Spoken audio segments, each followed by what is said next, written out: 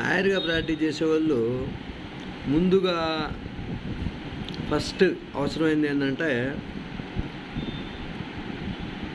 Drafting.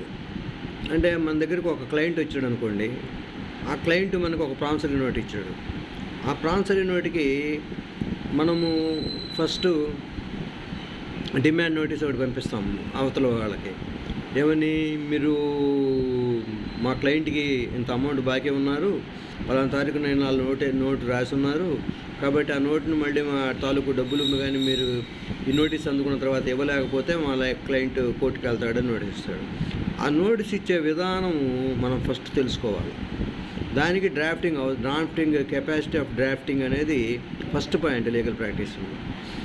Drafting అంటే దీనికోసం ఏంటంటే చాలామంది జూనియర్స్ అటెండ్ అయ్యి తర్వాత వాళ్ళ సీనియర్ రాగానే ఈ కోర్టుకు పోతావు, ఈ కోర్టుకు పోయి అక్కడ టైం అడుగు, దీంట్లో వచ్చేసి ఈ కారణం వల్ల టైం అడుగు, దాంట్లో వచ్చి ఆ కారణం వల్ల టైం అడుగు అని చెప్తారు. కానీ వాళ్ళు డ్రాఫ్టింగ్కి అంత దగ్గరగా ఏ సీనియర్ కూడా వాళ్ళకి చెప్పి వాళ్ళకి చేసే అవకాశం కల్పించడానికి అవకాశం ఉండదు. ఎందుకంటే వాళ్ళ బిజీలో వాళ్ళు ఉంటారు, వాళ్ళని కూడా తప్పుపట్టడానికి లేదు.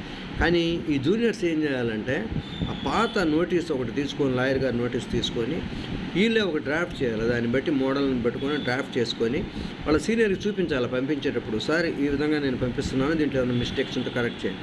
అది చిన్న టైము, కొద్ది టైమే పడుతుంది కాబట్టి ఆ సీనియర్ జనరల్గా చూసి బాగానే ఉందా లేకపోతే ఇది కొంచెం కరెక్షన్ చేసి పంపిస్తారు. ఆ విధంగానే ఒక బెయిల్ అప్లికేషన్, ఎవరైనా మన దగ్గరికి మా అబ్బాయి జైల్లో ఉన్నాడండి లేకపోతే మా బంధువులు జైల్లో ఉన్నాడని వచ్చినప్పుడు ఆ డ్రాఫ్టింగ్ అనేది చాలా ముఖ్యము. అందుకని ప్లేడర్ గారికి మెయిన్ పాయింట్ ఏంటంటే డ్రాఫ్టింగ్ అనేది మెయిను. తర్వాత డ్రాఫ్టింగ్ వచ్చిన తర్వాత రెండో పాయింట్ ఏంటంటే రిప్రజెంటేషన్. జనరల్గా చాలామంది వాళ్ళు లా చదివి వచ్చిన వాళ్ళు కానీ జూనియర్స్గా ఉన్నవాళ్ళు కానీ జడ్జి దగ్గరికి పోయి కోర్టులో రిప్రజెంట్ చేయడానికి బిక్కుమంటా భయపడుతూ ఉంటారు. ఏం చెప్తే ఏం అడుగుతారో, ఏం చెప్తే ఏదని అడుగుతారు. కానీ మీకు ఇంగ్లీష్లో తెలుగు మీడియం నుంచి వెళ్ళేది కానీ లేకపోతే అంత స్పెసిఫిక్గా మీరు చదివి ఉండకపోతే కానీ అంత అథారిటీ లేకపోతే కానీ తెలుగులో రిప్రజెంట్ చేయండి, ఏం పర్లేదు, తెలుగులో రిప్రజెంట్ చేయొచ్చు.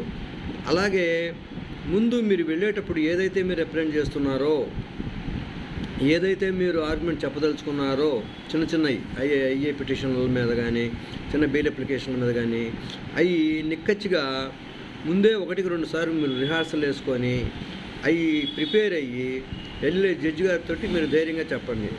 జడ్జిలు అంటే మీరేదో మనకంటే పై అథారిటీలు, మనల్ని వాళ్ళు ఆఫీసర్సు, మనమేమో వాళ్ళ కింద పనిచేసే వాళ్ళం అనే భావాన్ని చాలామంది కలిగి ఉంటారు. నేను చాలామంది చూస్తుంటా కోర్టులోకి వచ్చేటప్పుడు బిక్కుమంటూ అదేదో మనం ఒక ప్లాట్ఫామ్ మీదకి వెళ్తున్నట్టు ఒక భయంగా అలా ఫీల్ అవుతూ ఉంటారు. దయచేసి అట్లా ఫీల్ కావాకండి. జడ్జిలు మన లాయర్లే, కాకపోతే మనకంటే టాలెంట్ ఉన్న వాళ్ళు కాబట్టి ఎగ్జామ్స్ రాసి ఆ పొజిషన్కి వెళ్ళారు.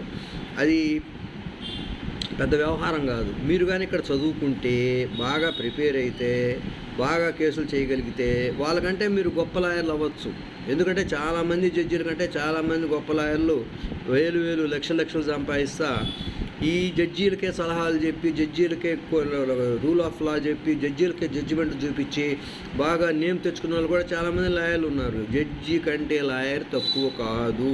మీరు ఇమ్యూనిటీ అంటే ఆ ఎనర్జీని మీరు తెచ్చుకొని, మనం లాయర్లు జడ్జీలు ఒకటే కాబట్టి మనం ఫ్రీగా రిప్రజెంట్ చేయొచ్చు అని ఒక ధైర్యాన్ని ముందు మీరు పుణికిపుచ్చుకుంటే భవిష్యత్తులో మీరు రిప్రజెంట్ చేసేటప్పుడు కానీ, ఆర్గ్యుమెంట్ చెప్పేటప్పుడు కానీ, ఏదైనా కేసు క్రాస్ ఎగ్జామినేషన్ చేసేటప్పుడు కానీ, ఏదన్నా ఒక పాయింట్ మీద మీరు ఆర్గ్యూ చేయలేనప్పుడు కానీ మీకు ఎనర్జెటిక్గా ఉండాలి. ఇది రెండో పాయింట్. ఫస్ట్ ఒకటి డ్రాఫ్టింగు, రెండోది representation, mode of representation and argument, submission. ఆ రెండు లా ప్రాక్టీస్కి చాలా ముఖ్యం. జూనియర్స్ ఈ మొత్తం కరెక్ట్గా నేర్చుకోవాలా ఈ 2 పాయింట్లు. తర్వాత నెక్స్ట్ 3, 4, 5 పాయింట్లు అన్నీ నెక్స్ట్ వీడియోలో చేస్తాను. మీరు మాత్రం ఈ 2 బాగా ఫాలో అవ్వండి. Thank you very much.